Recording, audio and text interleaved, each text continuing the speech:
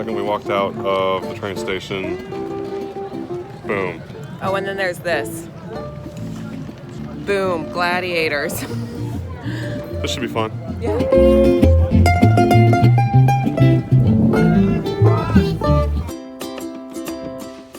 After resting up and catching up on some laundry, we made it back the next day to the Roman Colosseum.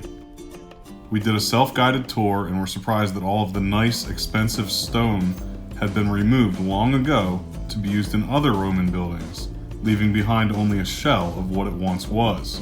Just taking a stroll by the Colosseum. Mm-hmm. And the good old Roman Forum. You know, good old Roman times. Next, we took a stroll around Palatine Hill, filled with ruins of old palaces that once bustled with early Roman life. It is beautiful here. We're trying to figure out what everything looked like a couple thousand years ago. We took a hop-on, hop-off bus that gave us a great tour of the city, like a stop at the Piazza Venezia, where the Tomb of the Unknown Soldier is, or the Trevi Fountain.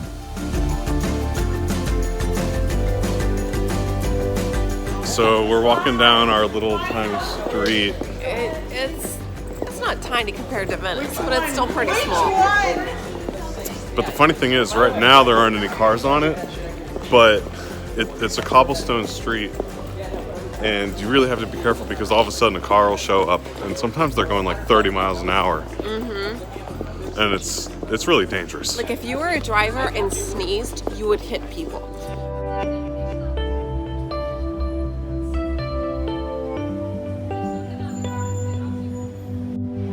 Yum, yum, yum, yum, yum, yum, yum, yum. Gelato. Gelato.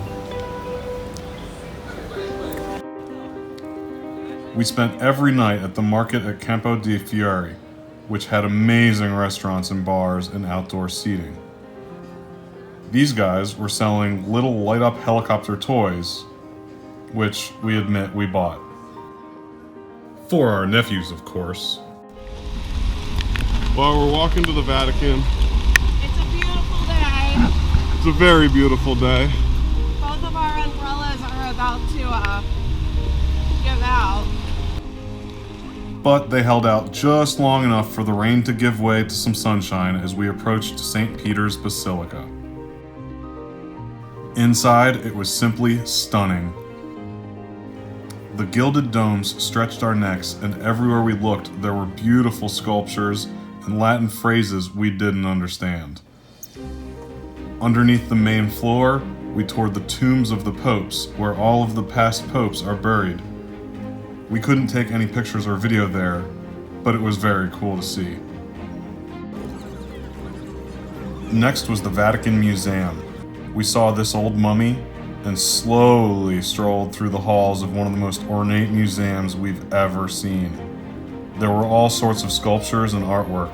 Our favorites were the Hall of Rugs, which had huge, highly detailed rugs as far as the eye could see. And there was the Hall of Maps, which was just as impressive. So one of our favorite parts of the Vatican Museum was the Sistine Chapel. This is not the Sistine Chapel. This is a puzzle that Nancy ordered. Right after I got back. And it took me about 3 weeks to finish. How many parts is it? 1,000 pieces. And this is the last piece. All right, put it in. All right.